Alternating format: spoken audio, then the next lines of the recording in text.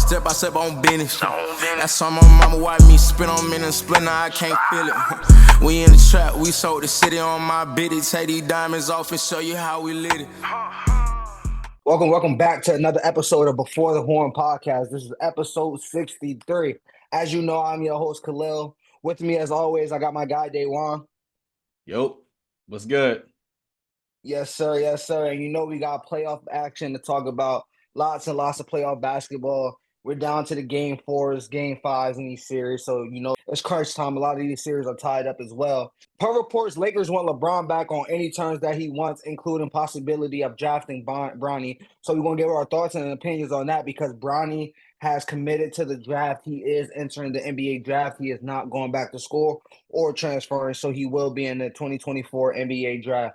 And as well, we got to talk about some UFC. Derrick Lewis with another knockout over the weekend. So we're going to talk about what should be next for Derrick Lewis and touch on his legacy and where does he stand amongst the greats at that heavyweight division, as well as wrap it up by we now know what's going to be the opening game for the 2024 NFL season. It's going to be the Chiefs versus Ravens, the rematch of the AFC Championship. We'll give our thoughts and opinions as well on that and just touch up on it just a little bit.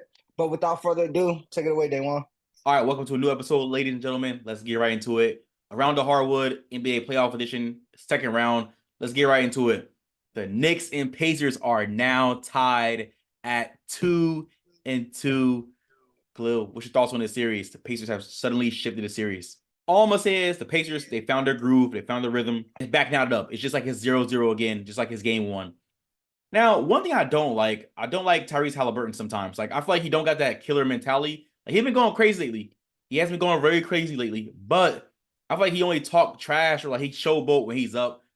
I don't like that a lot. But Hallie been having a solid series. Pascal been solid. Miles Turner been solid. The intensity is up in this series. I'm loving what I'm seeing from both teams. It's clearly evident that Jalen Brunson needs some more help. And I know, like, the Knicks are just gassed. Like, in game 4, they were down by so much. It was crazy. Like, you just tell they were tired. Like I know Josh Hart is extremely tired. I know Jalen Brunson is tired from carrying his team basically the whole playoffs, darn near the whole season. This team is just tired. And personally, like, I'm not going to lie, like, the Pacers, they got themselves back in the series the right way. I mean, for game 4, Jalen Brunson was the only starter in double digits. I mean, McBride and Alec Burks, they both dropped double digits off the bench, but they were getting blown out. So the Pacers definitely reeled themselves back in this series.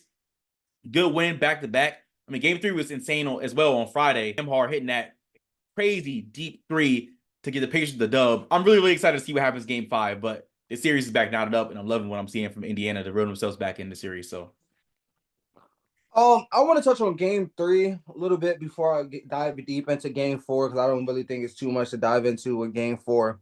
I think game 3 was the very, very pivotal game in this one.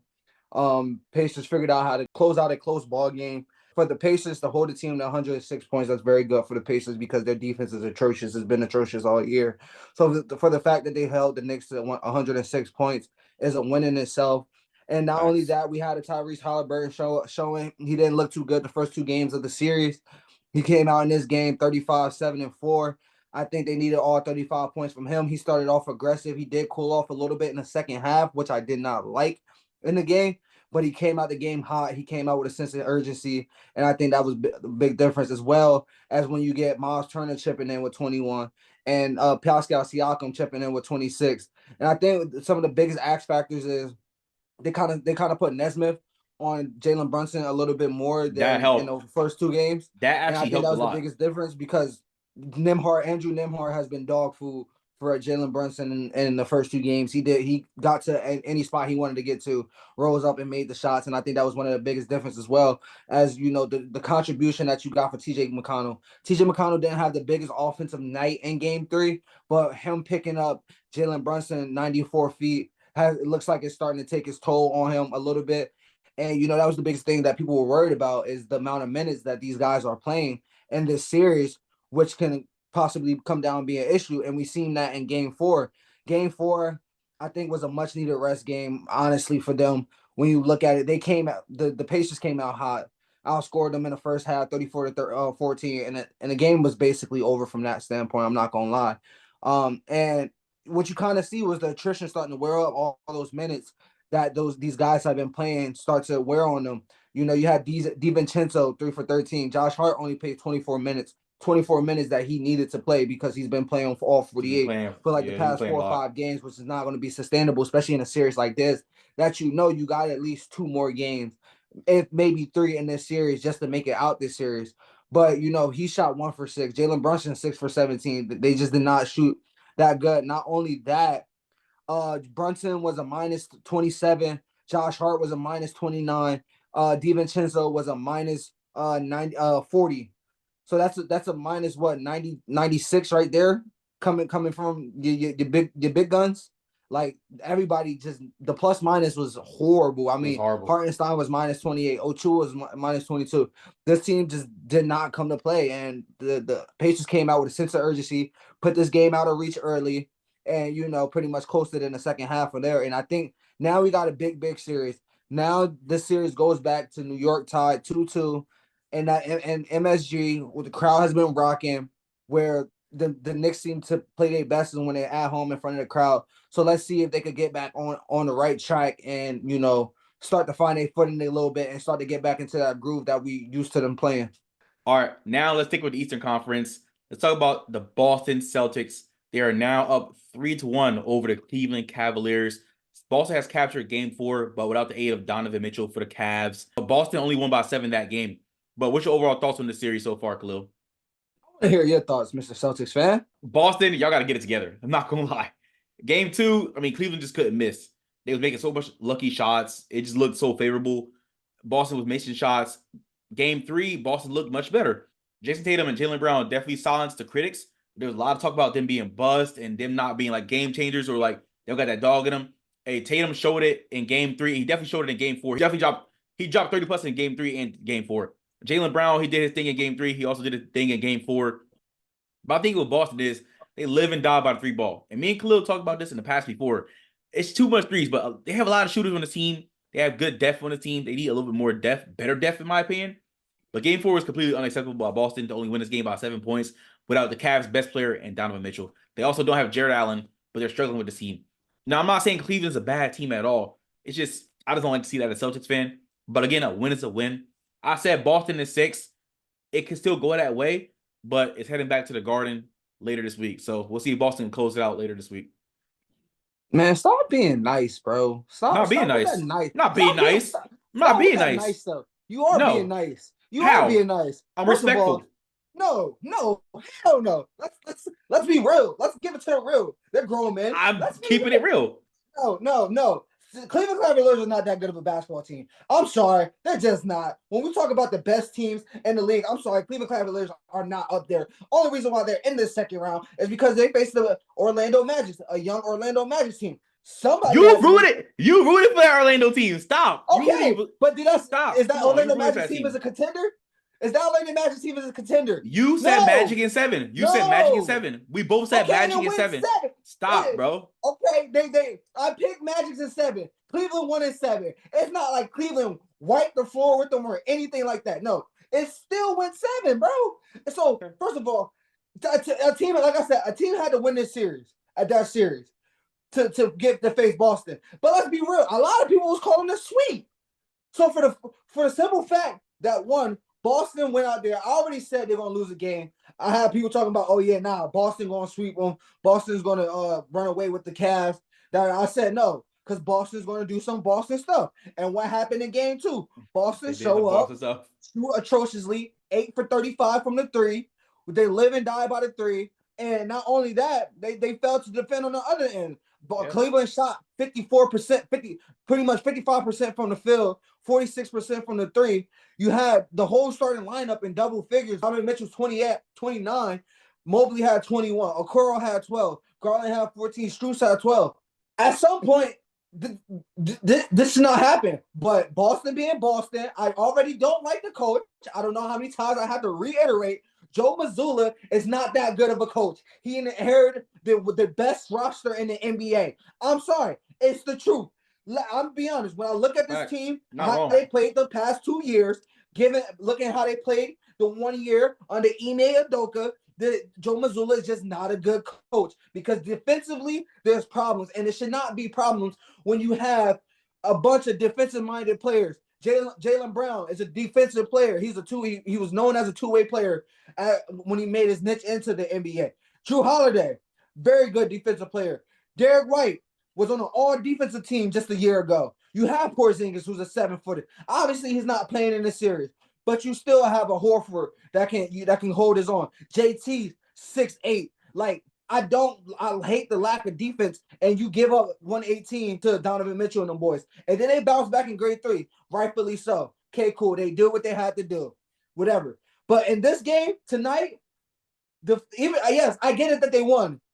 But you telling me you only win by 7 points when they don't have their only their only good player? Let's be real. Let's be real, bro. I didn't like that. This is not a good basketball team that they just went up against tonight, bro. You went up against Darius Garland, who's been hit or miss. He scored 30 points on 27 shots. Not like he was the most efficient. 4 for 13 from the 3. Karis LeVert, 19 points, 1 for 8 from the 3. You had Max Strus give you 15. But this game should have never been close. But somehow Boston does what Boston do and makes it a close game. And if this was any good team with any good star, they would lose a game like this. But luckily, you're going against Darius Garland and Evan Mobley as your two best players against the team that you're playing. And that's why they escaped with this game. So I say all that to say this. Boston needs to tighten up because once they play real competition, which figuratively they haven't played yet, they play Miami Heat team without their best player, and they play the Cavs team who's not that good, who didn't have Jarrett Allen, who didn't have Donovan Mitchell for this game. Now, when they run, and I don't even believe either team coming out the other side of the East is really a championship contender, in my personal opinion. Yeah, I can agree with that. And let's hope that they could get through the Eastern Conference the way that they should, probably 5 games again in the Eastern Conference Finals, because no team is really that good. You have a beat up New York's Knicks team who lost like 3 key rotational players, and Indiana Pacers team who cannot play defense and doesn't have a closer. So let's see what they do against them. They're going to go home in Game 5 and close it out if all things work the way they should work. But I'm sorry, it's hard to keep believing in this team when we're going to talk about the teams we're going to talk about next coming out the West. Whatever team coming out the West, I'm sorry, why the way that the teams in the West been playing, it's hard not to pick one of those teams who haven't make it out to win the NBA title, in my personal opinion. Well, let's just do that. Let's jump right over to the Western Conference. Let's talk about the Denver Nuggets. They have evened the series up with the Minnesota Timberwolves after going down 0-2. They got a dub on Friday, and they got a big dub on Sunday evening. What's your thoughts on this series? Let's go back to Friday as well. A lot of teams wrote this team off after Monday night, after they got dog walked on their floor to go down 0-2, going down to Minnesota. And a lot of people wrote this team off as a team that's probably going to get swept or whatever the case may be. I didn't believe the hype. I didn't believe what everybody was talking, because when we look at a team who just won an NBA championship just a year ago, a team that just gentlemen swept the Lakers again, who figured out a way to close out every single ball game besides one, and they were still in that, even though they was down double digits in all games. They found a way to close it out. You telling me that team's gonna get swept? Hell no. So they go to Minnesota, and you know a team that's down 0-2 has a lot to prove. They came out hot. They came out fire. The whole starter lineup showed up. Jokic do what Jokic do, 24, 14, and 9 on 18 shots. Jamal Murray showed up, had him a pretty good game, 24 points, 5 assists, 4 rebounds. You had 21 for Michael Porter. Michael Porter Jr. has been doing this thing all playoffs. I don't care what nobody say. Yes. And then you had Aaron Gordon give you 13. The bench was the bench. They was okay. I mean, you got 5 from Christian Brown. You got 6 from Justin Holiday. Those are the only 2 guys that really matter who play substantial minutes. But everybody seemed to play in garbage time. But in this game, a lot of people just didn't show up. Cat 14 points. Anthony Edwards only gave you 9 on 15 shots. Mike Conley gave you 10 points on 3 for 9 shooting. McDaniels was efficient. Gobert, 3 shots, but he only had 4 rebounds. If you're not going to be out there rebounding the basketball, what good are you for me, Rudy Gobert? I'm going to just be honest. And they just wasn't ready to play. I wouldn't even say they wasn't really ready to play, but their urgency wasn't up there with the level of Denver's in Game 3. And now we look over to Game 4, which was a pivotal game. And I'm gonna be honest, before I dive into the Nuggets and everything, Karl Anthony Towns, What are we doing, man? What are we doing? Anthony Edwards is looking at you. I need help. Help me. I'm out here by myself. That's what Anthony Edwards is pretty much saying. Anthony Edwards gives you 44 points on 25 shots. Very, very efficient. He does what he has to do. Now let's look at your other number 1 overall draft pick, all-star player that you got on the roster. Oh, 18 shots. You only give me 13 points on 18 shots? There you go. Can't do nothing with that. That's who he is. Hit or miss. I'm sorry. You look soft. Gobert. You're going to get what you get from Gobert, 11 points, 14 rebounds. It is what it is. McDaniels give you 11 points. Mike Conley gives you 15. And another thing I didn't like, Naz Reid is 5 for 6, 11 points in 19 minutes, and you don't play him in the fourth quarter. What's up with that? What's up with that? That really did not make no sense. That baffled me. Honestly, just baffled me. Now over to the Nuggets. The Nuggets did what they had to do. First of all, Aaron Gordon. We already know any given game, any given moment in the series, Aaron Gordon is going to go off. In this game, 27 points on 11 for 12 shooting, 2 for 2 from 3, 7 rebounds, 6 assists. We seen at a point the offense was running through Aaron Gordon, and they got whatever they wanted. I'm gonna be honest, they got whatever they wanted. Whether it was Aaron Gordon, he was cooking to the back, getting a bucket, or him making the right play, kicking it out for a shooter to hit. And in this game, Michael Porter Jr. was a no-show. He had to do nothing. He only took 4 shots. Why? Because you had Jokic being aggressive. He does something that he doesn't really like to do. Be aggressive and score. And I'm sorry. Rudy Gobert, dog food. Dog food. Couldn't do nothing with him. That's your defensive player of the year? Can't do nothing with that man. Dog food. I need to bring that up. bro. That's all I'm going to say, bro. Jokic got whatever he wanted when he was guarding him. Straight dog food. Jamal Murray, 19 points on 17 shots. Got to be a little better, but they did what they had to do. Christian Brown chipped in, 3 for 4, 11 points off the bench. Justin Holiday, 3 for 6, 10 points off the bench. I can live with that. I can really live with that. But Karl Anthony Towns, you have to be better. Have to. If you want any chance to win in the series, you got to look at your other all-star player and say what the hell is going on. This is the reason why the Timberwolves have never really went anywhere with Karl Anthony Towns driving the bus. And this is part of the problem because he doesn't show up. He likes to play on the perimeter too much. He's soft as well. I done seen small guys done guard. I done seen fucking KCP on him at a point. He can't back KCP down and put him in a basket. You're 7 foot. Use your size, bro. But hats off to Denver. They go back to Denver to play with Tuesday night. Let's see who takes pivotal game 5. Denver did exactly what they needed to do in this series and lock it back up. Game 3 was outstanding. Now, I was never one of those people that wrote Denver off after going down 0-2. I was like, this just looks like a Minnesota team that's playing an outstanding defense, and they're showing how to lock the paint up and definitely play defense on the perimeter. That's exactly what they did. The guards and the forwards for Minnesota locked down. Love to see the defense they were playing on Jamal Murray, and they were playing great defense on Jokic. But game 3, Denver was like, all right, we got something for that. Coach Malone was like, we're going to switch this up. And Joker came out to play. Jamal came out to play. MPJ, Aaron Gordon, they came out to play as well. Denver did what they had to do in game 5, and they shut the Wolves down. They did exactly what they do on offense. They made great plays. They were great in transition. They were great on defense. They were great on the glass. It was great all around. And Edwards was like stunned. He was like, damn, like, I got to remember, like, I'm playing against the defending champions. Then he moved to game 4. Denver did the same thing they did on Friday night. Came out ready to play. I would say that Minnesota gave him an early punch, and Denver answered. They gave him an early punch. They got out to an early start, but Denver answered right away. Exactly. Denver came out ready to play. They did not mess around. After going down a bit early, it was like, know what? Hey, it's time to turn back up. Go back to what we did on Friday night. And that's exactly what they did. Now, Edwards has been going off. And Rudy Gobert, again, these last 2 games on defense, he has looked shaky. Jokic been having his way with him and Cat. I'm not going to lie. Can't do nothing with him. Yeah, you can't do nothing with Jokic. I think he's the best player in the NBA right now. Evidently, he won the 3rd MVP. But Karl Anthony Towns, what's going on, bro? Like, you from Jersey, bro, but you soft. Like, you being soft. Like, you can't claim Jersey gonna keep being soft, gang. Bro. I'll be forgetting, like, you can't claim Jersey gonna keep being soft, bro. Like Khalil said, there's been times at the game I'm literally like yelling at the TV, like, why can't you back a guard down? Why can't you back a 3-player down? Like, you're too big for that, Cat. And you missing your post shots and stuff. Like, there's 3 times. I remember on 3 possessions straight, Karl Anthony Towns missed a hook shot in the paint. Like, you just got to be better, bro. Anthony Edwards can't keep carrying. It's going to be like another Jalen Brunson situation. Only thing different is with the Knicks and Wolves, The Wolves have much more defensive talent than Knicks do, and just regular talent in general. But hats off to Denver for even this series back up and Did going you to Game compare the 5. Timberwolves to the Knicks? I'm just saying, because Jalen Brunson be carrying the Knicks, just like Anthony Edwards is carrying the Wolves. That's what I'm talking But about. it's I said the different only though, is I just because you said got the only another, difference is number one overall pick. You got a 6 man of the year from this year. You got a defensive player of the year as well from this year.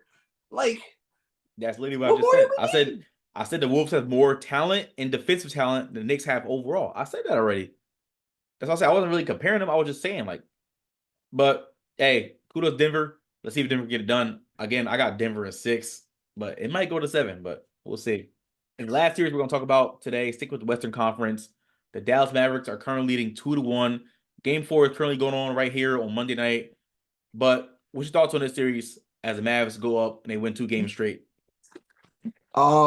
I think the biggest X factor in these games has been PJ Washington. PJ Washington was a leader scorer Saturday night with 27 points, as well as Thursday night with 29 points. Luka as well had 29, so they was tied for leading scorer. But PJ Washington has really been the biggest X factor in this. Kyrie hasn't really had to be that second guy. We seen him start to get in his rhythm late in that fourth quarter on Saturday night. Yeah. In that game, Kyrie started to get in a rhythm, and I think that was part of the difference in that fourth quarter. But OKC just missing too many wide open shots, too many wide open threes. This has been one of they have been the most efficient 3-point team in the league this year. They only shot 33%, which is not bad, but it should be better for the best 3-point percentage shooting team in the league this year. And I think that's the biggest X factor is are they going to be able to knock down the open shots? I did have this series going 7. So the series is going exactly how I predicted. As long as OKC win the game tonight, game 4, I seen it going being 2-2, going back to OKC, going down to game 7. I think this is going to be a close series, but it's just about them having to hit shots and being able to stop the other guys from getting off. If you can let Luka be Luka, but kind of combat his playmaking and not let the other guys get into rhythm late in the ball game, you're looking good. But when Luka's getting whatever he wants, start to get in his groove, and then he's playmaking, you got PJ Washington knocking down shots, Derrick Jones Jr. filling it, as well as Tim Hardaway Jr. coming off the bench and knocking down shots. That's when you kind of in trouble. Another thing as well, Josh Giddey. I don't know what's going on with you, but you've been benched the past 2 games. Honestly, He too busy worrying about underage girls and meeting them in the club and stuff. Okay, I'm sorry. Way too early. Way too soon. I don't mean to start my BS. I'm sorry, bro. Listen, I thought we I moved apologize. past that, bro. I'm sorry. I'm I so thought we sorry. moved past that, bro. They were so Sorry. childish, bro. Sorry, Josh. My bad, Josh. I'm sorry, bro. We gotta grow up, bro. Sorry, my bad, Listen, man. allegations, okay? He beat the case. Allegations. But like I was saying, Josh Giddey just has to be better. He's supposed to be. I wouldn't even say he at a point he was the 3rd best player, maybe the 2nd best player, but now he's probably the 4th best player. But he's probably the best playmaker as well as far as getting other guys shots. I think Jalen Williams, J Dub, not J Will, J Dub, the dark skin one. I don't know if y'all know the difference. J Dub is the dark skin, J Will is the light skin. If y'all didn't know that, but J Dub also has to be better. Chat also has to be better. I get it. You don't have that many bricks in the back pocket, but you are 7-1 at the end of the day. So you got to use that size to your advantage. You're just like, it's not like you got 2 physically opposing bigs. You don't have a Jokic or a Sabonis or Embiid or anybody like that. When we talk about even like a Nurkic or like a Valanciunas, you don't have no physical imposing big like that. So when you get a matchup with a Derek Lively or Daniel Gafford, you should be able to hold your own against that. And I think that's going to be the biggest X factors for them to tie the series up and to go back to OKC tied 2-2 is that the other guy just had to be better. Shea going to be Shea. Shea going to give you 30 ball on any given night. So every single night, pretty much, he's a walking 30 ball. Only thing I would say about Shea is I wish he can get to that next gear. He's a consistent 30 ball player, but can you give me a 44 like Ant-Man? Can you give me a 40 game, 45 game? I'm probably not a 50 game, but can we get 44 points, 45 points out of you one of these games just going off? That's what I want to see from Shea. And I think that's going to be the biggest thing. If these other guys are not scoring, I need Shea to find that next gear and get, in the 40s. That's what they're going to probably need to win if the other guys are not hitting their shots. Look, man, I'm gonna keep it short and sweet per usual because I'm not gonna go too crazy. But Dallas doing what Dallas got to do after falling out in game one. The last two games they played great, and I think besides PJ Washington, Khalil, you are right. PJ Washington has been a huge X factor for these Dallas Mavericks. But the big men, Gafford and Lively and Jones, like they're playing solid defense.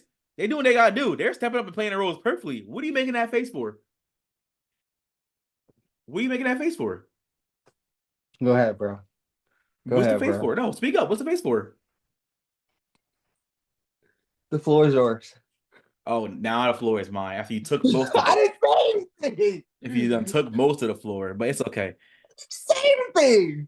The faces was crazy, but PJ Washington has been X factor, but those big men as well, Gafford, Lively, and Jones, they have been great as well. Luka gonna be Luka, just like you said. Luka has to be better in the series. I mean, after game one, he was solid last two games. Kyrie, like you said, he didn't really have to be Kyrie didn't really have to be number two lately too much because again, PJ has stepped up. Other players have stepped up as well. I'm happy to see them. I'm definitely happy with what I'm seeing from the Dallas Mavericks so far. But can his team make it past the Thunder? There's been close games, and listen, I'm not gonna say I'm gonna just say that the Thunder have. There's been a lot of close games. I'm gonna say the Thunder, they're never out of it. Jay Will and J Dub, they've been solid as well. But like Khalil said, I agree with you. After game one, they kind of cooled down. Josh Giddey, I never really liked Josh Giddey in the first place, so I don't really care about him. But Shea gonna be Shea. But Chet, bro, I'm not hating. Chet, you're 7-1. I gotta see more, bro. Besides you just get oops and stuff. Like I gotta see you more, bro. Like you and Lively under the paint, that's a battle, and I love to watch it. But Dallas did what they had to do. They willed themselves back in the series. They were down 0-1. They won 2 straight. But let's see if they can close it out, win this game 4, and then also go back to game 5 in OKC. Go ahead, yeah. I'm done. I will say this though.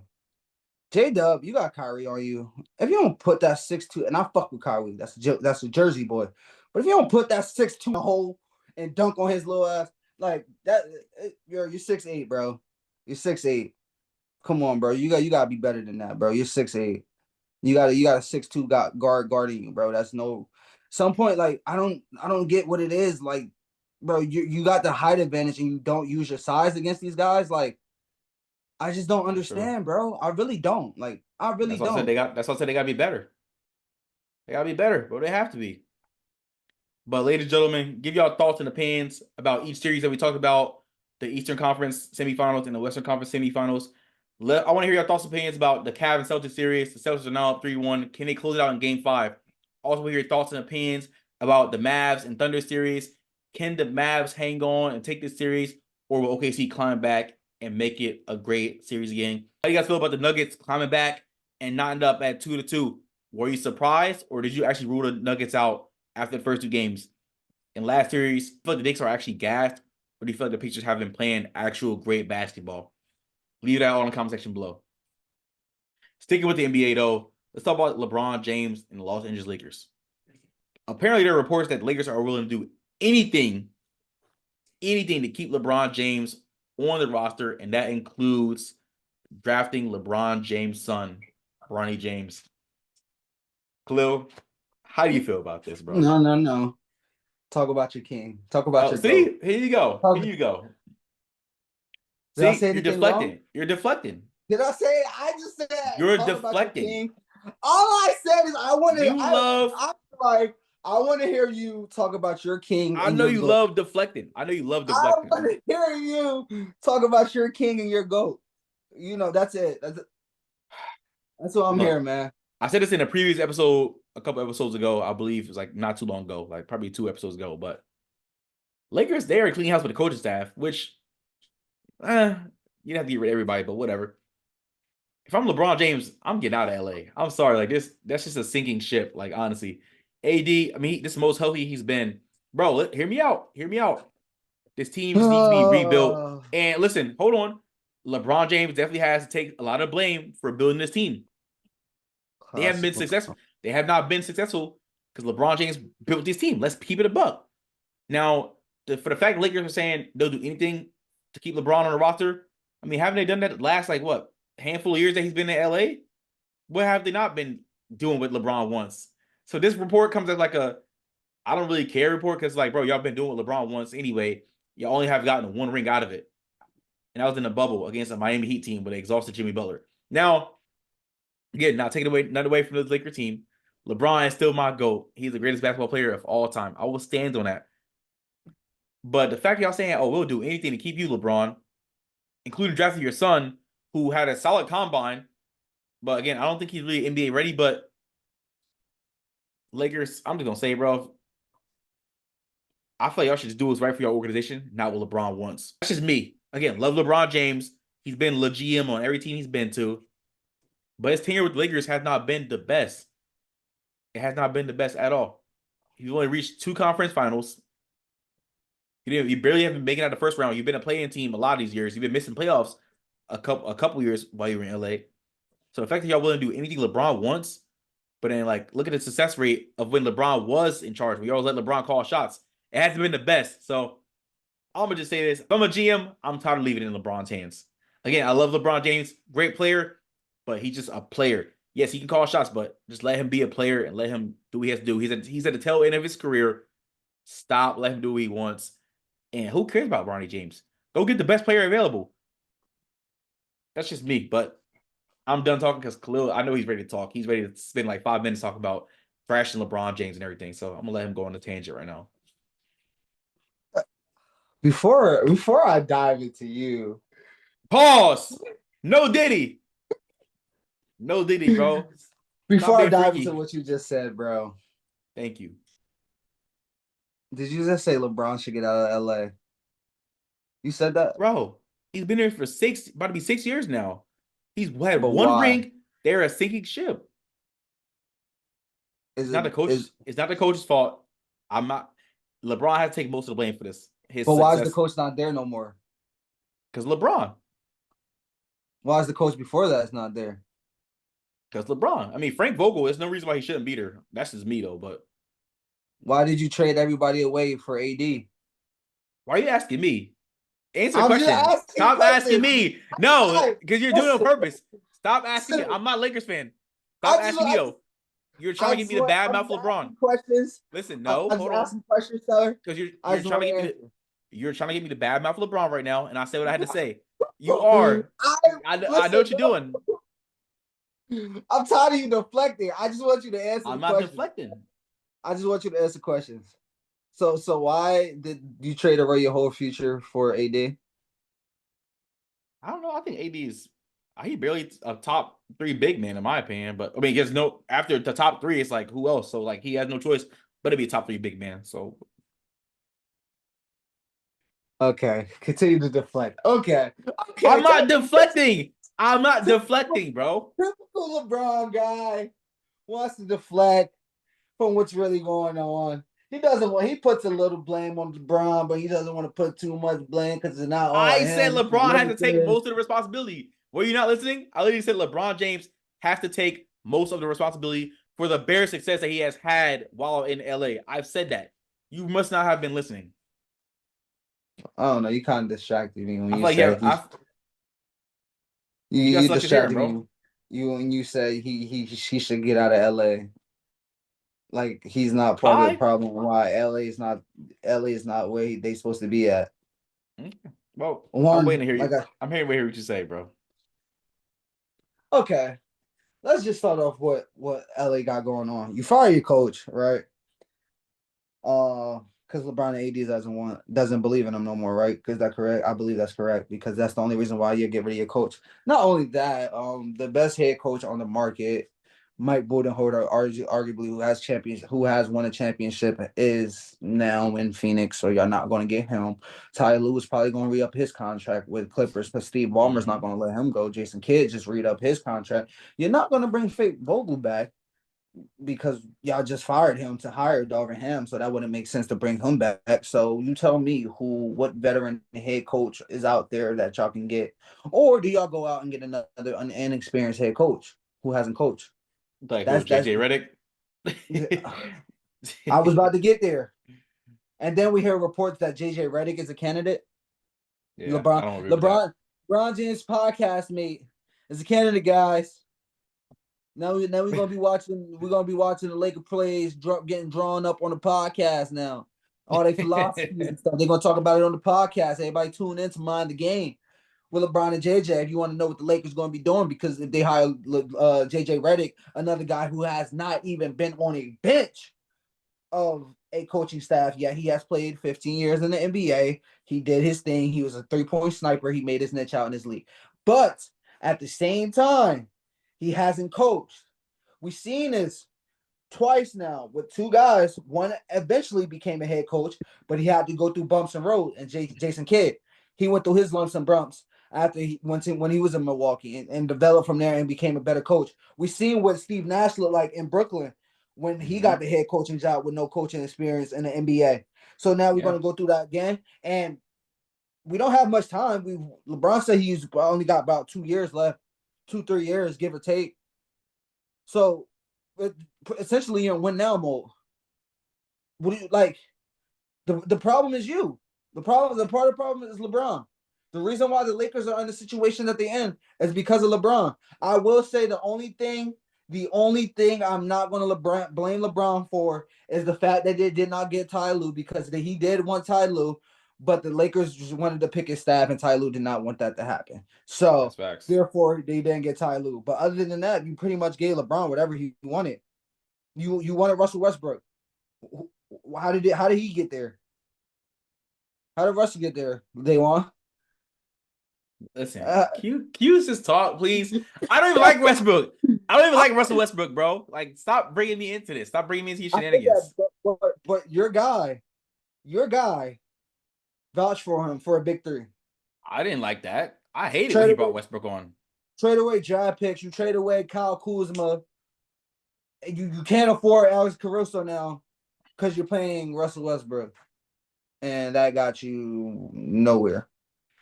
So a lot of the moves that's been made in the Lakers organization is because of LeBron. So I don't think LeBron should be trying to look to get out. He needs to, sit in this blame and take the blame for everything that has happened, because he's the reason why it happened.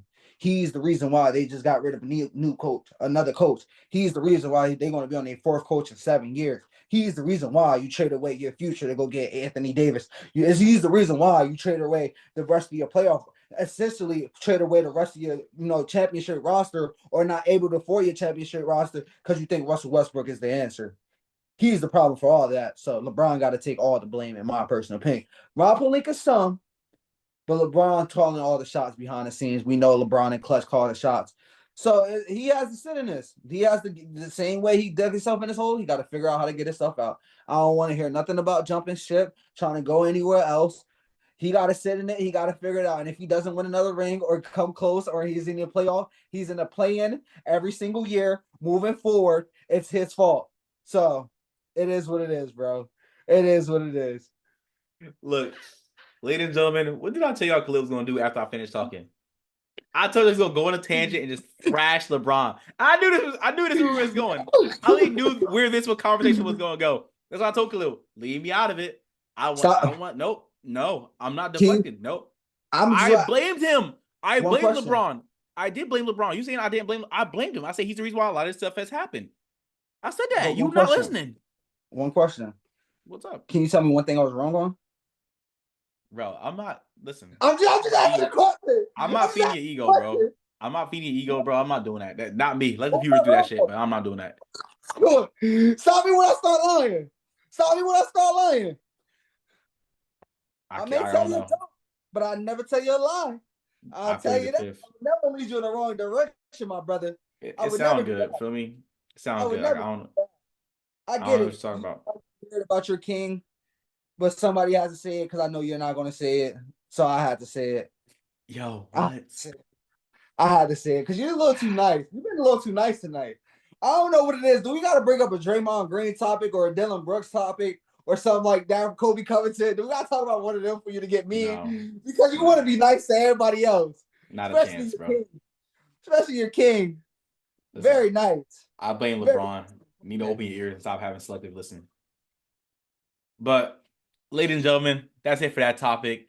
Give us your thoughts and opinions about Lakers willing to do anything to keep LeBron James on the active roster, including bringing on his son, Bronny James, in the 2024 NBA draft. What's your thoughts and opinions on the situation? Do you think the Lakers should let LeBron James call shots? Also, who do you blame more for the Lakers' lack of success since LeBron arrived to LA in 2018? LeBron or Rob Pelinka? Also, do you think the Lakers should even risk drafting LeBron James Jr. in this upcoming draft?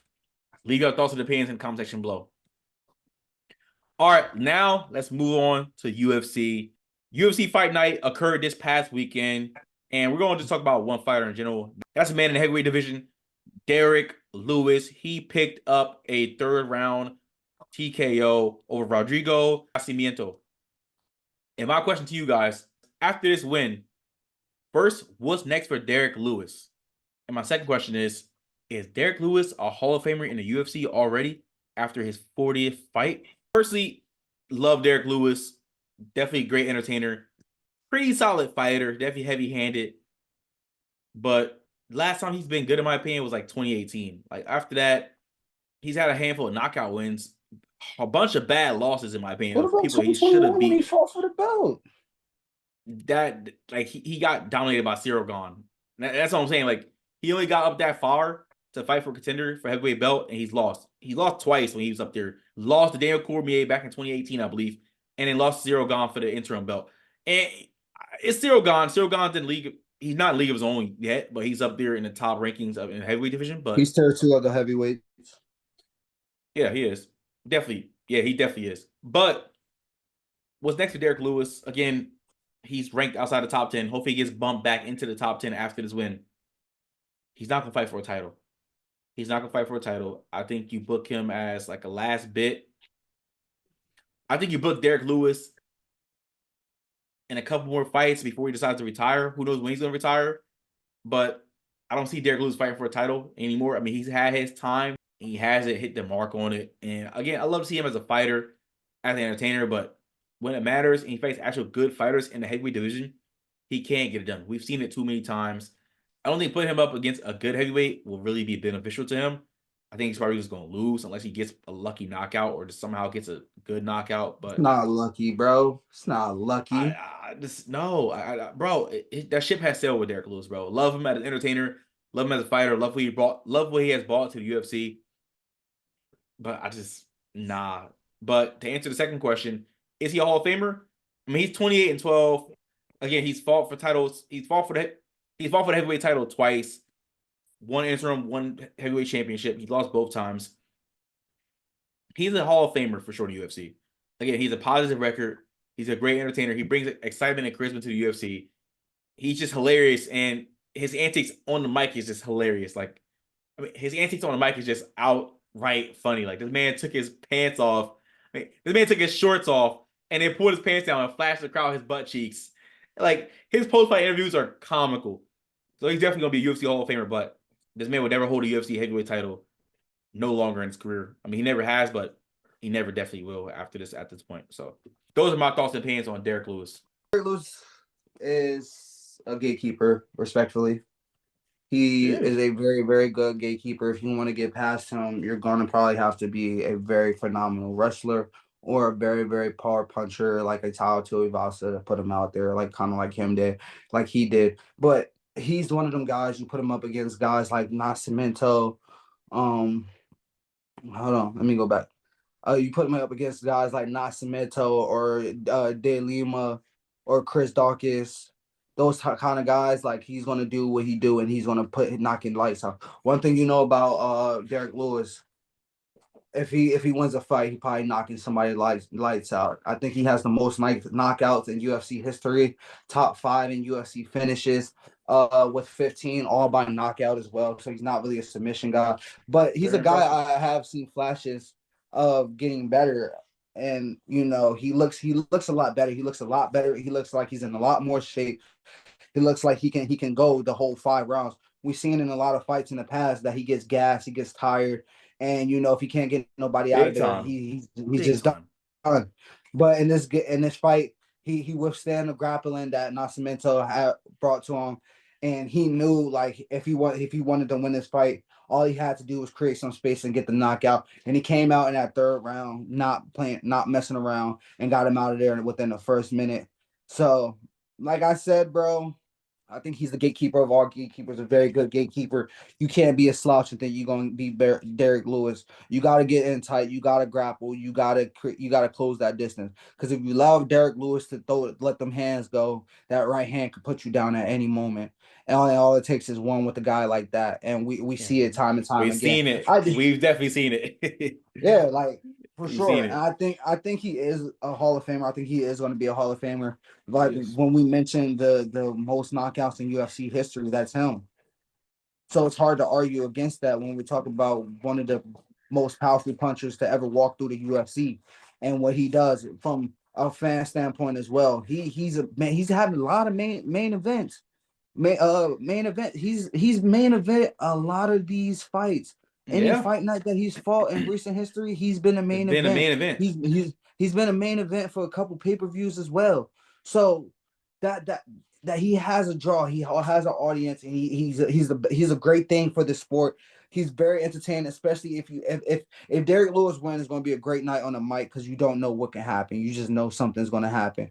Whether it was him taking off his shorts and fanning Nascimento with his shorts when he was down, or him laying down on a octagon and pulling out his cup, or him mooning the fans, or how it all started, the legendary "Why'd you take off your shorts? My balls was hot." My balls are Like, hot. you feel me? Like he's just hilarious, bro. He's hilarious, and it sucks that it took him this long to get in peak shape because he is 39 years old, but Yeah, he he's is up in the there. best shape that I've seen him in the octagon. When it could, like, bro, he weighs in at 264 with a six-pack, bro. That's insane. Like, that's a big Yeah. dude, bro. Yeah. So I think he still has something left in the tank. I think he is a top 10 fighter. They got him ranked at 12. The new rankings get updated tomorrow. I don't think he moves from that 12 spot, given the fact that Nascimento was not ranked. But I think he's a top 10 fighter within the heavyweight division easily. This is my thing though, and I love that you brought up how he's in the best shape of his life, but he's 39 years old. Like, where was that shape at in 2018, like 2019, 2020, 2021? Like, where was that shape at? This man was just gassed by the second or third round of the fight. And again, fighting these main events, they're 5-round fights. As a big man, it's hard to do that sometimes. But look at the great heavyweights that done it. They can go 5 rounds easy. But he was just out of shape. But it just sucks that he's getting the best shape of his life at the tail end of his career. Can he keep going? Of course he can. This is an unforgiving sport, but this is a sport we have some longevity fighting. But the fact he's 39, he's not within the top 10. Again, he's not gonna fight for a title. So what are you fighting for? Like me and Khalil said, he's just a gatekeeper at this point. And he's a great gatekeeper. That's all he is. But that's all I gotta say about Derrick Lewis. Sometimes gatekeeping is not a bad thing, but It's like, not. It's not. I mean, like you mentioned, the game plan before was to withstand the first and second round. You could withstand the first and second round of him throwing his punches, then you pretty much won the fight. But that's not the case no more. I see him last longer. His grappling is okay. It's not the best when he goes up against those guys like Jolton Almeida, who is very good at grappling and jujitsu. Obviously, it's going to give you problems, but when you can defend yourself, stay on your feet, and keep it on the feet, he's a very, very dangerous man, and he could be a very, very dangerous man late in a fight, which you couldn't say about him in the past, given the fact of the amount of 5 rounders he's been at. Like I mentioned, he's main event every fight night for the past pretty much 5 years. He's main event a couple pay-per-views as well. So he's used to 5 rounders. His only thing was him having the energy to withstand these 5 rounders. Now that I feel like he has better cardio to withstand these 5 rounders, he's a very, very dangerous. He's a very, very dangerous man at the end of the day. But ladies and gentlemen, give your thoughts and opinions about the beast, Derrick Lewis. Do y'all think he's a UFC Hall of Famer? Also, what's next for this man? Again, he's almost 40 years old. He has got his 40th fight with a dub. But can he get into a top 10 fight yet again in this division, let alone in the UFC? We want to hear all that in the comment section below. All right, moving into the last topic of the night, let's transition over to the NFL. The season opener for 2024 has been announced as your Super Bowl champion. Kansas City Chiefs will be opening up the season and taking on the Baltimore Ravens in an AFC Championship game rematch from last year. What's good, bro? So I have a question. We're gonna start this one with a question that I want to ask. Okay. All right. Let's do it. Is this a must-win game for Lamar? Being that Lamar has never beat Mahomes pretty much. Well, he's beat Mahomes before, but he hasn't beaten him on an important stage when it matters. I wouldn't say it is an important game for him. It's definitely going to set the tone for the season. It can set the tone for the season, I will say. I'm going to correct myself. But I'm not going to say this is a must-win for Lamar. I mean, there's 17 games in the year, so I would not say that this is a must-win game, but it would be nice if he can win. Because like I said, he hasn't beaten Mahomes in an important game in his career yet. He's beat him in the regular season a couple times, but Mahomes has definitely had his number. But again, this is a Super Bowl champion, Kansas City Chiefs. The Chiefs, they edged Ravens out in a championship game last year. Baltimore made some crucial mistakes and errors. Again, we saw Lamar Jackson be very hesitant in that championship game. He made a couple great throws, but he was scared to run. The Ravens didn't run the ball like that, and the Chiefs' run defense wasn't really the best. But would I say this is a must-win for Lamar Jackson? I'm gonna say no, because like Lamar 27. This is year 7. This is year 7 for Lamar Jackson. 2 MVPs under his belt. Again, you got the MVP against the Super Bowl MVP. Let's see what happens. But I'm excited that this game is kicking off the season. I can't wait. I know it's gonna be fireworks, but I'm not gonna say my predictions right now. We'll do that later on when season 2 comes around. But this is gonna be epic. And I figured that this game was gonna open the season up, not gonna lie. This is a must-win game for Lamar. What makes you say that?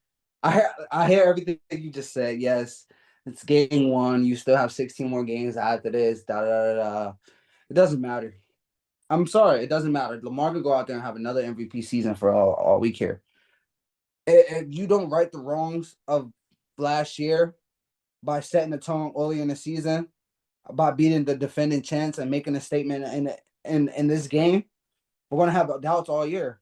It's gonna be like, oh yeah, look how great the Ravens look. Oh my God, look how good Lamar is playing. I don't think so. But he can't get it done in the playoffs. But he also didn't beat Patrick Mahomes this year. They have already lost to Patrick Mahomes in the opening game this year. So for all this glitz and glamour and how good this team may look against, I don't know, a lesser tier team, if they don't make a statement game 1, it's all for nothing. I'm gonna be honest, it's all for nothing. Let's go back to last year. Let's go back to last year for a second. The Ravens team was solid. They was okay. But what really put them over the top and what made them a team that we really was like, oh my God, this is the team to watch out for. They went and demolished the San Francisco 49ers. They demolished one of the best teams in the league last year. A team that was in the Super Bowl. So this is a marquee matchup, a statement win, a must win. Because let's think about what we think about that Ravens team if they did not win that game. We will be saying, oh, the San Francisco 49ers is unstoppable. The Ravens is solid, but they're not good enough to beat the best teams. And, they kind of changed the narrative to the playoffs. Then it's like, oh, Lamar and them can't beat Mahomes in the playoffs. Now, if you go out in the first game of the season and don't beat Mahomes, and hopefully it's a close game, but let's just say, God forbid, it's a blowout. But let's just say they lose to Mahomes. It's like, same old Ravens team, same old Lamar. They're not going to be able to get it done. I don't believe in them. I don't think so, bro. Because we've seen. Why not? Because look, we've seen the Chiefs struggle last year. They lost their first game. Yes, they didn't have Travis Kelce. They didn't have Stone Cold Jones in the nose. But still, everybody thought that set the tone for the season. But it's like, bro, they were missing their 2 best players. And they struggled during the season. But we all said that, though. We all knew that. I understand that. They struggled during the season as well. This was not the same Chiefs, but this team still went out and won the Super Bowl. But I don't think that if Lamar loses this game, it's not a must win. It'll be great if he can win this game. It will show a lot, but it's not a must win. Let's juxtapose that for a second. Now, what did that do for the Lions? Now, let's say the Lions lost that game. Would y'all have been still as high on the Lions as you was? The Lions showed throughout the year that they had a great offense. Their offense definitely willed them to a lot of wins. Listen, that first game, it said a lot. It did set a lot by getting a win. But it set the tone for the season, right? They said, oh my God, this Lions team is legit. They just beat the defending champs. This is the team that we need to watch. And what did the Lions end up doing? And what did the Lions do? They went all the way to the NFC Championship game, which they honestly should have won. They should have won, but they didn't. They had a great year. They collapsed a couple times. You wasn't even high on the Lions. You was not high on Detroit at all. But then when it came to that conference championship game, you was all in on Detroit. I'm just saying. But isn't what set that tone for, oh my God, the Lions may be the brand new Lions and not the same old Lions, was the fact that they went into Arrowhead and beat them on opening night? Yes, Do you not think? but again, hold on. Yes, but they beat them without their two best players, which we talk about. A win is a win. But listen, Lamar and the Ravens. But when I was saying that, hold on. No, saying that. listen, stop. See, and that's why I didn't want to say anything right now. That's why I didn't want to say anything, because you gonna just throw that against me. You gonna just throw it in my face like you always do. And that's what I'm saying. Because look, I told Lamar you Jackson, bro. No. Stop. Lamar Jackson and the Ravens are already a proven winning team. Lamar just won a second MVP. They had a great year. They were the first seed in the AFC. This team is already proven. Only thing they can't do is get past the conference championship game. So I want to say that this is a must win. It would be a must win if it was a playoffs, in my opinion, but not in the regular season. I'm not jacking that. I'm not jacking that. Like I said, if the Ravens don't go out there and beat Kansas City Chiefs on opening night, this is my personal opinion. This is just how I feel going into the season. I'm not taking them serious. Sorry, I'm not. You can't beat the Chiefs. Oh well. Who cares if y'all go 12-4 again? Y'all win the division. Lamar have an MVP-esque year again. Mark Andrews is healthy. The defense look good. All I remember is week 1, y'all lost to the Chiefs. That's what I'm gonna remember. What would that say about the Kansas City Chiefs? They go out there and not defend Arrowhead and they lose this game against the Ravens. Same thing as said last year. And what did they end up? See? And I knew you were gonna do this. I knew you were gonna say this, and that's why I said, listen, I'm good. That's why I said, I'm good. And that's all I do. I knew you were gonna ask this type of question. I knew you were gonna do that, and I knew you were gonna ask that question. I knew you were gonna do that. What do you mean? Are we gonna sit here and question the 2-time defending champions? No, I'm not. I picked them to win. I picked them to 3. I picked them to do that. Because who? It was me, you, and Dennis, right? Who on this podcast was still on the Chiefs bandwagon even after they lost to Denver and stuff like that? Hold on. Wait. I'm picking to go to Super Bowl. Stop. I said Chiefs Niners. No, I said no. That was Dino. Dino did that. I said Chiefs Niners, and I picked the Chiefs to go back to back, and I was right. I swear to God, go watch the past podcast. My right hand to God, I'm not lying. Come on, bro. Go watch the past podcast, bro. I'm dead serious. I said Chiefs Niners. Chiefs gonna win it in a close one. I said that. Which one of who on this podcast was 10 toes down with the Chiefs all year? You were. Listen, I said the Chiefs were still gonna make the playoffs, and I said they were still gonna win the division. I said that. I said they had a chance to win the Super Bowl. I said their play is sloppy, definitely on the offensive side. Their defense is definitely their strong point, which it was that last year. But I'm not saying like I never saying I had any doubts about them making the playoffs. That was not me. But here's my thing though. Here's my thing as well. Are we really going to question a championship team? They come out flat without 2 of their best players. Are we really going to question that championship team still? Given the fact they got the best player in football, or are we going to question a team that lost to the defending champs on opening night and doesn't get it done again against the team that kicks them out the playoffs?